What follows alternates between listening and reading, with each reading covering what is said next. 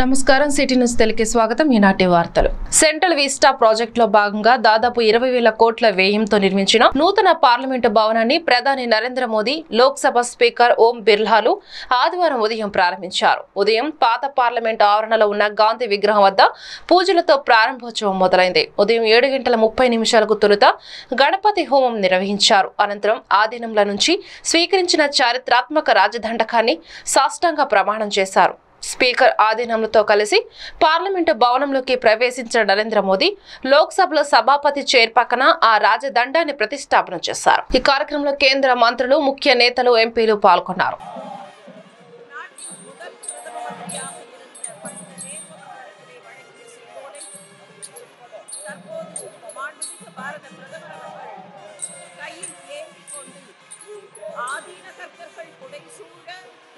நாடாளுமன்றத்தின் புதிய கட்டடத்திற்கு ஊர்வலமாக வந்து இப்போது அந்த புனித செங்கோலை அதற்கான உரிய இடத்தில் ஸ்தாபிதம் செய்கிறார்கள். माननीय प्रधानमंत्री ने सेंगोल को विशेष जगह में स्थापित कर रहे हैं. அரசாழ்வர் ஆணை நமதே என்கிற கோளறு பதிகத்தின் வரிகள் இப்போது மங்களம் பொழியும் சேர்த்து கொண்டிருக்கிறார்கள்.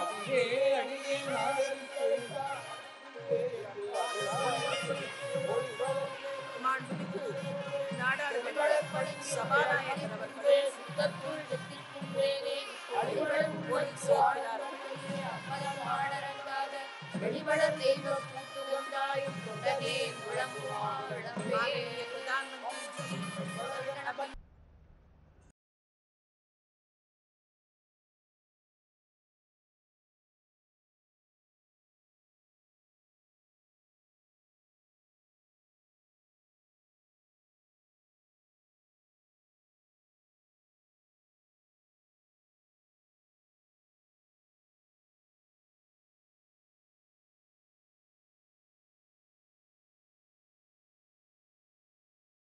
सत्यरंजन दास जो सुंदरवन वेस्ट से हैं, इन्होंने यहाँ श्रमिकों के लिए भोजन और जल की व्यवस्था की। भाई राम मुर्मू जी झारखंड से हैं, पूरे कार्यकाल में इन्होंने स्वच्छता अभियान चलाए रखा। एजाज अहमद साहब सुपरवाइजर भी हैं और स्टेयरकेस के माहिर हैं।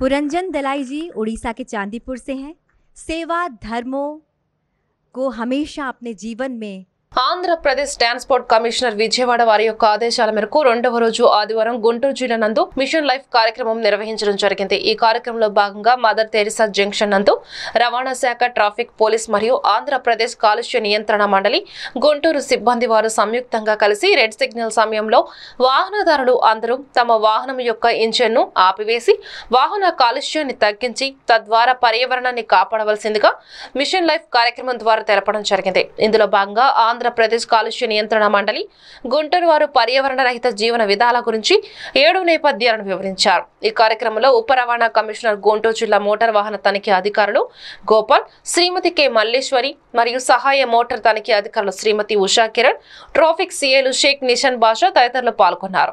Andhra Pradesh private and aided schools management association ఆధ్వర్యంలో ఆదివారం west Rayalaseema teachers MLC MV Ramachandra Reddy, Guntur and Krishna teachers MLC T Kalpalatha Reddy మరియు east Rayalaseema teachers MLC P Chandrasekhar రెడ్డిలకు ఆత్మీయ అభినందన సత్కార సభ గోరంట్లలోని Kennedy next gen international school నందు ఘనంగా నిర్వహించడం జరిగింది.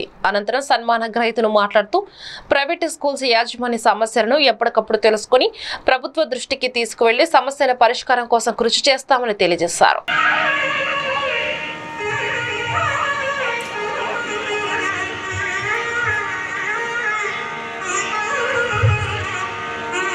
అందరూ కూడా దృశ్యాలు సత్కారం చేస్తున్నారు.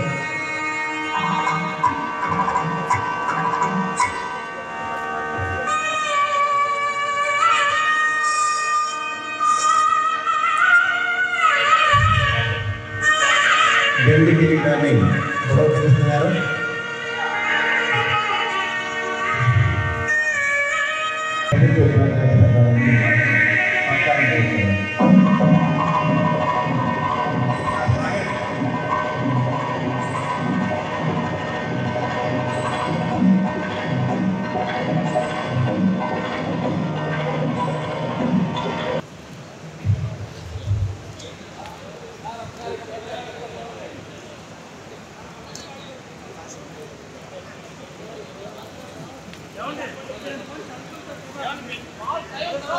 I request our beloved MLC Chandrasekhar Reddy garu to address our gathering.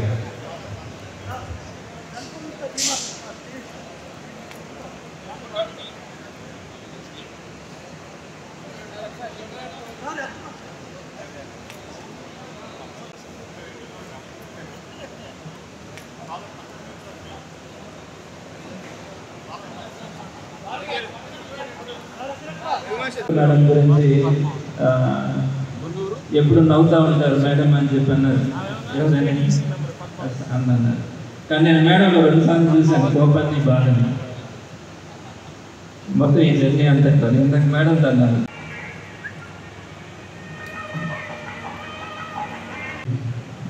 Madam గారిని మన సార్ని ఇద్దరిని సత్కారం చేస్తున్నాం. ఆ తర్వాత మనం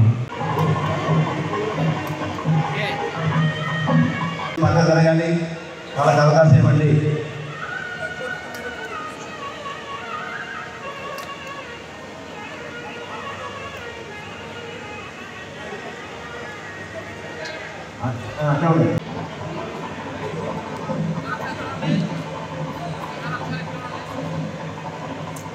అక్కడ ఎక్కడిదా కవర్ చేయండి.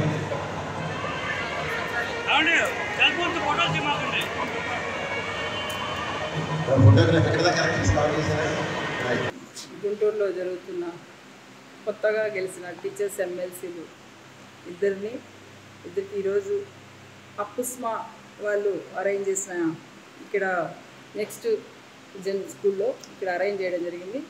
ఆ ఎమ్మెల్సీలు ఇద్దరికి కూడా ఆత్మీయ సమావేశానికి హాజరయ్యి ఈరోజు వాళ్ళు గెలుపు కోసం కృషి చేసి ఈరోజు స్టేట్లో ఉన్న కరస్పాండెంట్స్ అంతా కూడా వచ్చి వాళ్ళ సన్మానానికి ఆహ్వానించి చాలా పెద్దగా జరపడం జరిగింది.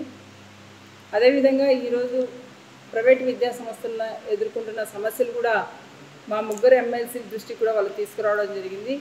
అనేక సమస్యల మీద కూడా ఈరోజు మాట్లాడడం కూడా జరిగింది. మేము కూడా వాళ్ళ సమస్యలను తీసుకొని ఖచ్చితంగా ప్రభుత్వ పెద్దలతో మాట్లాడి వాళ్ళ సమస్యలను పరిష్కరిస్తామని తెలియజేయడం కూడా జరిగింది.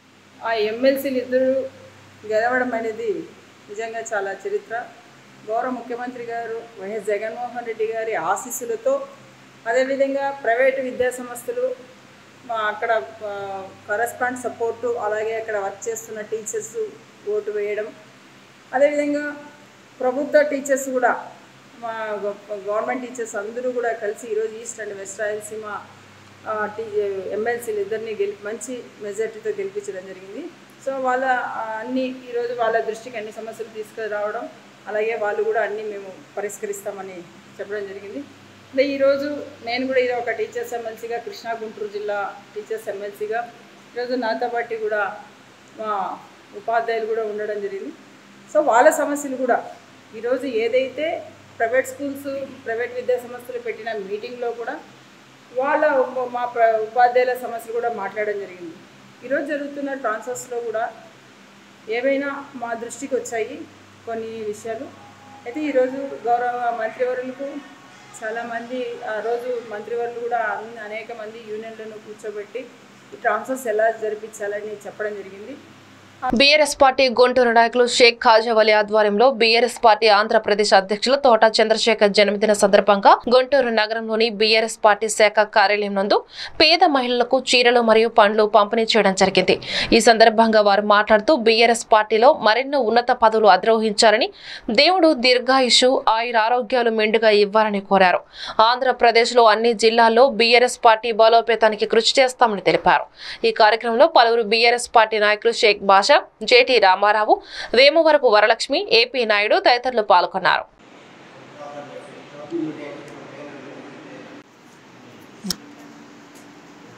సైడ్కి వచ్చి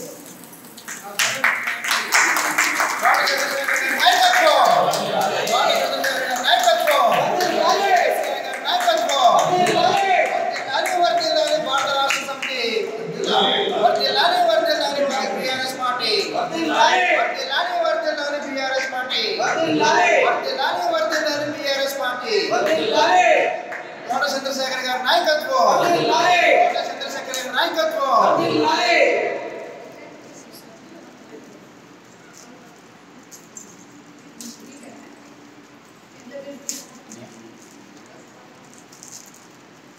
మాట్లాడు.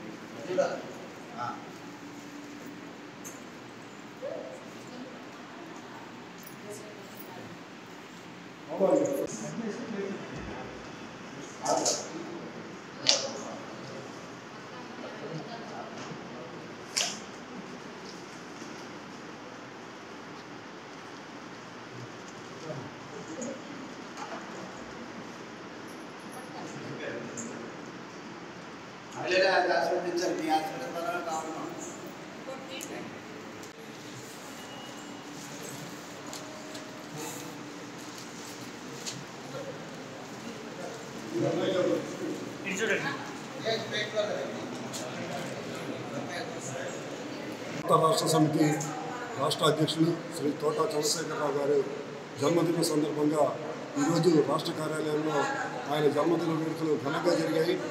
ఈ సందర్భంగా వివిధ ప్రాంతాలకు చెందినటువంటి ఎస్సీ ఎస్టీ బీసీ మైనార్టీ నాయకులు ఈ కార్యక్రమంలో పాల్గొనడం జరిగింది. నాయకత్వంలో భారత రాష్ట్ర సమితిని బలోపేతం చేయడానికి కంకణం కట్టుకొని ఉన్నారు. ఇప్పటికే అన్ని ప్రాంతాల్లో భారత రాష్ట్ర సమితికి మంచి స్పందన వస్తుంది. ముఖ్యంగా ఎస్సీ ఎస్టీ బీసీ మైనార్టీ వర్గాల్లో ఎక్కువ మంది బీఆర్ఎస్లో చేరడానికి ఆసక్తి చూపిస్తున్నారు. విద్యావంతుడు, అనేక గొప్ప ఉన్నత పదవులు చేసినటువంటి నాయకుడైనటువంటి శ్రీ తోట చంద్రశేఖరరావు గారి ఆధ్వర్యంలో భారత రాష్ట్ర సమితి రానున్న ఎన్నికల్లో ఖచ్చితంగా ఈ రాష్ట్రంలో ఒక ప్రత్యేక శక్తి. ఈరోజు జన్మదినం జరుపుకుంటున్న మా రాష్ట్ర నాయకుడు తోట చంద్రశేఖరరావు గారికి మరి అన్ని జిల్లాల్లో ప్రజలు ఘనంగా వారి జన్మదిన వేడుకలు జరుపుకుంటున్నారు.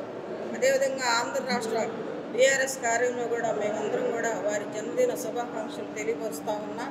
అదేవిధంగా కేంద్రంలో కేసీఆర్ గారి నాయకత్వంలో, అదేవిధంగా రాష్ట్రంలో చంద్రశేఖర్ నాయకత్వంలో మాదైనటువంటి దిశగా పయనిస్తూ మరి ఆంధ్ర రాష్ట్రం విడిపోయిన తర్వాత 2 ప్రభుత్వాలు తెలుగుదేశం వైసీపీ ప్రభుత్వం మరి పరిపాలిస్తూ ఉన్నాయి. చూడండి. కాబట్టి కేసీఆర్ కేంద్రంలో దాదాపు 7 రాష్ట్ర ముఖ్యమంత్రులు మాకు సంపూర్ణ మద్దతు తెలిపారు. నిన్న కేజ్రీవాల్ కూడా వచ్చారు. మరి మహారాష్ట్ర, ఆ విధంగా మరి వివిధ రాష్ట్రాల ముఖ్యమంత్రులు కూడా ఈ మోడీ వ్యతిరేక పాలనకు మరి పారదోలటానికి అందరూ కూడా ఏకమై మా వంతు దిశగా ఆంధ్ర రాష్ట్రంలో బీఆర్ఎస్ పార్టీ జెండా ఎగరేయడం ఖాయమని తెలియపరుస్తూ ఉన్నాను. నేను ఈ మీడియా మిత్రులకు ఒక విషయం చెప్తున్నాను. మొన్నటిదాకా సీఎం పదవి నాకు కావాలి, నేను ఎట్టి పరిస్థితుల్లో నా పార్టీని నేను తాకట్టు పెట్టను. గుంటూరు నగరంలోని అరండల్పేట ఐక్య ఫంక్షన్ హాల్ నందు Guntur city electronics and TV technician association నూతన కార్యవర్గ సభ్యుల ఎన్నిక ఆదివారం జరిగింది.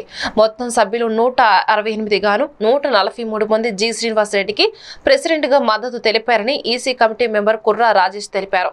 వైస్ ప్రెసిడెంట్ గా షేక్ ఆజాద్ వలీ, సెక్రటరీగా ఈ శ్రీనివాసరావు, జాయింట్ సెక్రటరీగా షేక్ మహబూబ్ బాషా, ట్రెజరీగా బి శ్రీనివాసరావులను ఏకగ్రీవంగా ఎన్నుకోవడం జరిగిందని తెలియజేశారు.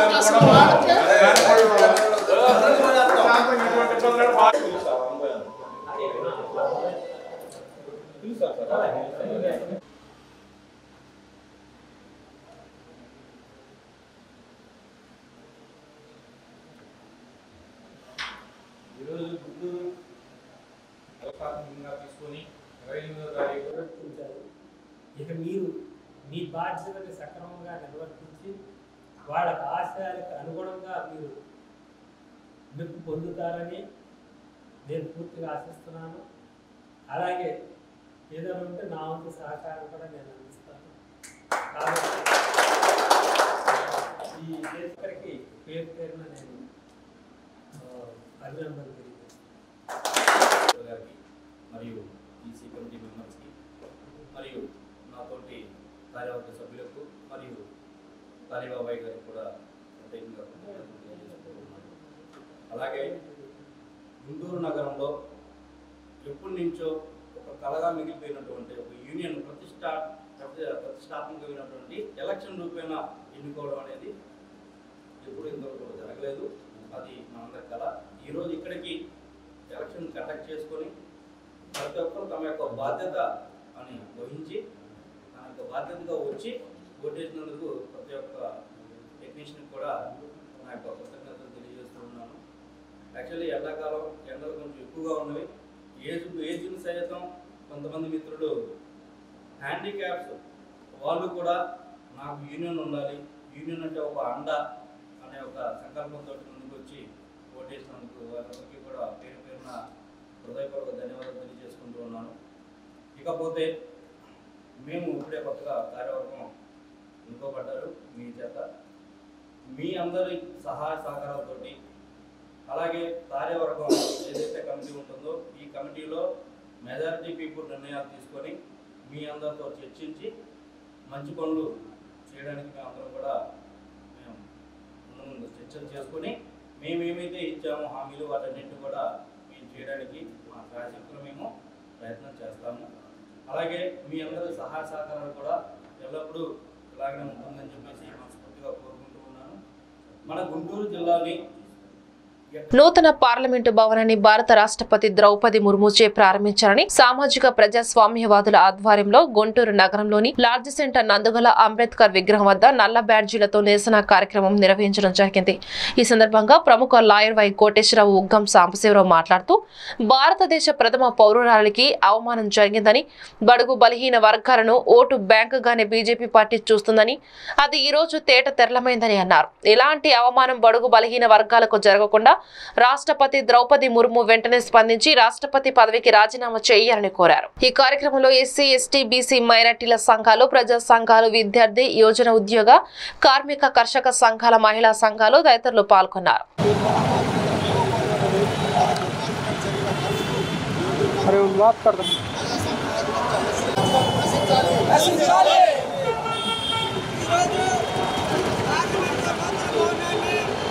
ప్రారంభించడాన్ని ఈ దేశంలో ఉన్న ఎస్సీ, ఎస్టీ, బీసీ, మైనార్టీలు, బహుజనులందరూ కూడా సానుకూల దృక్పథంతో చూస్తున్నారు. అయితే ఈ పార్లమెంట్ భవనాన్ని ఎవరు ప్రారంభించాలి అనేది ఇవాళ కీలకమైన ప్రశ్నగా ముందుకొచ్చింది. భారత రాజ్యాంగంలోని ఆర్టికల్ 79 ప్రకారము పార్లమెంటు అంటే 3 వ్యవస్థలు.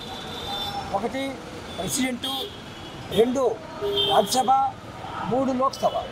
ఈ 3 వ్యవస్థలు కలిసినటువంటిదే పార్లమెంట్.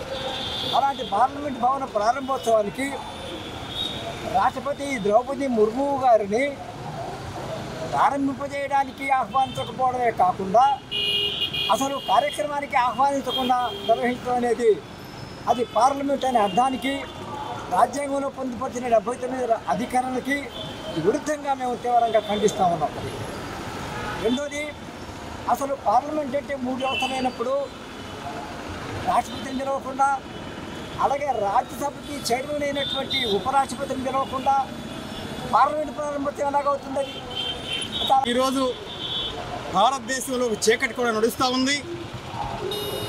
భారత రాజ్యాంగం ఏదైతే చెప్తుందో దాన్ని అమలు చేయకుండా దానికి వ్యతిరేకంగా ఆర్ఎస్ఎస్, బీజేపీ మనువాద ముసుగులో ఇవాళ పార్లమెంటు భవనాన్ని రాష్ట్రపతి చేత ఓపెన్ చేయించకుండా తన సొంత ఇష్టానుసారంగా చేసుకున్న పరిస్థితిని ఇవాళ ప్రజా సంఘాలన్నీ కూడా ఖండిస్తూ ఉన్నాయి.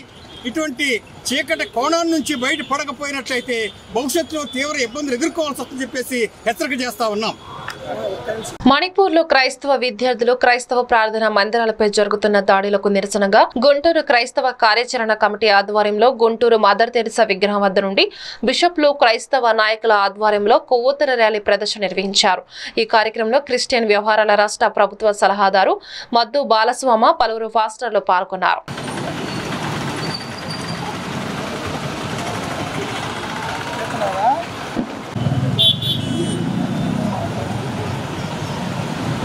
మణిపూర్లో శాంతి, మణిపూర్లో శాంతి సమాధానాలు, క్రైస్తవుల ఐక్యత, క్రైస్తవుల ఐక్యత, ప్రజాస్వామ్యం, ప్రజాస్వామ్యం, క్రైస్తవుల ఐక్యత, క్రైస్తవుల ఐక్యత. ఇటీవల మణిపూర్ రాష్ట్రంలో క్రైస్తవులపై దాడులు జరుగుతూ ఉన్నాయి. క్రైస్తవ ఆలయాలపై విధ్వంసకాండ జరిపారు. మైనారిటీ తగినటువంటి క్రైస్తవ సహోదరులకు అక్కడ సరైనటువంటి రక్షణ లేకుండా పోయింది.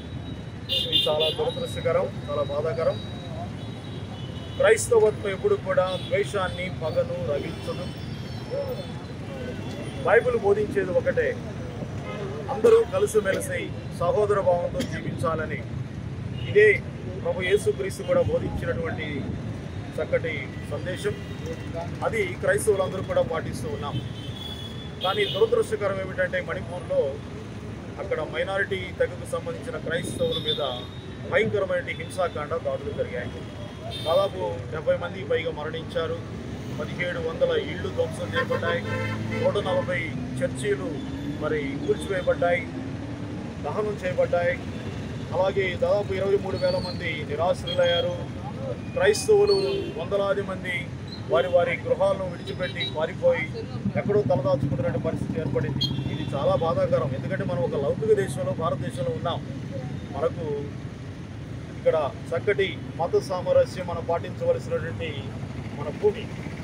ఈ గడ్డ మీద, భారత గడ్డ మీద ఇటువంటి దుశ్చర్యలు జరగడం అనేది అందరూ కూడా ఖండిస్తున్నాం. కాబట్టి వెంటనే మణిపూర్ రాష్ట్రంలో క్రైస్తవులకు రక్షణ కల్పించాలి. అక్కడ ఉన్నటువంటి ప్రభుత్వం, అక్కడ ఉన్నటువంటి పాలకులందరూ కూడా తక్షణ చర్యలు చేపట్టి ఎంతోమంది నిరాశ్రులయ్యారు, దిక్కులేనటువంటి వారిగా అయిపోయారు. అటువంటి వారందరినీ కూడా వెంటనే వారికి రక్షణ కల్పించి వారిని మరలా వారి స్వగృహాలు చేర్చాలని ముఖ్యంగా ఈ నిరసన ర్యాలీని నిర్వహిస్తూ ఉన్నాం. క్రైస్తవుల వంటి మేము ఆధ్యాత్మిక, సాంఘిక, వైద్య ఇంకా ఇతర రంగాల్లో ఎన్నో సేవలు అందిస్తూ ఉన్నాం.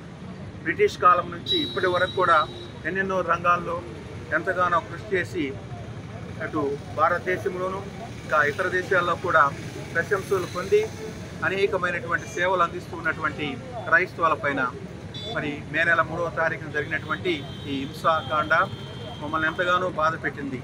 కాబట్టి దేశవ్యాప్తంగా నిర్వహిస్తూ ఉన్నటువంటి ఈ నిరసన ర్యాలీలో భాగంగా గుంటూరు మేత్రాసన స్థాయిలో ఇతర సంఘాలతోటి, ముఖ్యంగా గుంటూరు మేత్రాసనం ఉన్నటువంటి మా బిషప్ గారైనటువంటి డాక్టర్ చిన్నాబతిని భాగ్య గారి ఆధ్వర్యంలో మరియు ఫాదర్సు, సిస్టర్సు, క్రైస్తవ ప్రజలందరం కూడా ఈ రోజున ఈ నిరసన ర్యాలీని మేము పురోగతులతో నిర్వహిస్తూ ఉన్నాం. మేము ఎప్పుడు కూడా శాంతికి, సమాధానానికి, వెలుగుకి ప్రతీకంగా ఉంటాం. ఎన్టీఆర్ జిల్లా నందిగమ్మ పట్టణంలో నందమూరి తారక రామారావు శత జయంతి సందర్భంగా ఎన్టీఆర్ రోడ్ లో గల ఆయన విగ్రహానికి శాసనసభ్యులు డాక్టర్ మొండితోక జగన్మోహన్ రావు స్థానిక వైఎస్ఆర్ కాంగ్రెస్ పార్టీ నాయకులతో కలిసి పూలమాలలు వేసి ఘన నివాళులు అర్పించారు. ఈ సందర్భంగా ఆయన మాట్లాడుతూ ఎన్టీఆర్ విశ్వవిఖ్యాత నట సార్వభౌముడిగా తెలుగు ప్రజల హృదయాల్లో చెరగని ముద్ర వేసుకున్నారని, ఆంధ్ర రాష్ట్ర రాజకీయాల్లో కళాకారుడిగా సినీ నటనలో నందమూరి తారక రాముని వైభవం అత్యంత విశిష్టమైనదని తెలిపారు. ఈ కార్యక్రమంలో పలువురు వైసీపీ నాయకులు, కార్యకర్తలు, అభిమానులు పాల్గొన్నారు.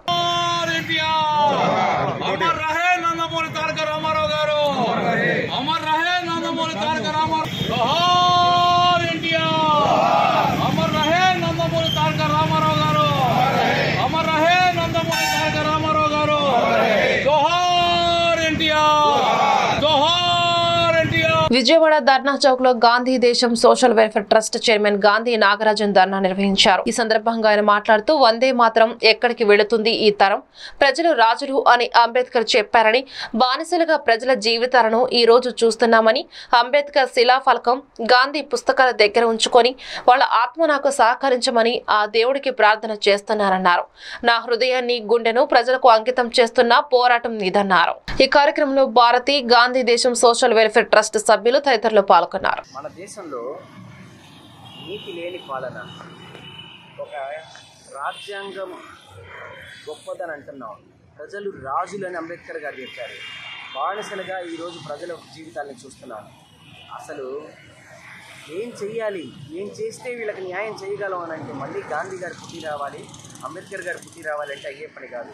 అంబేద్కర్ గారు చిన్న శిలా విగ్రహం, గాంధీ గారి ఫోటోలు, పుస్తకాలు పెట్టుకొని ఇక్కడ వాళ్ళ ఆత్మ నాకు సహకరించమని కోరుకుంటూ దేవుడికి ప్రార్థన చేసుకుంటూ నా హృదయాన్ని, నా గుండెని ఈ ప్రజలకు అంకితం చేస్తూ నేను చేస్తున్న పోరాటం ఇది. గాంధీ గారు 23న ఏప్రిల్లో 1919లో ఆయన పిలుపునిచ్చారు, అందరూ పనులను ఆపేసి ఇచ్చేయమని.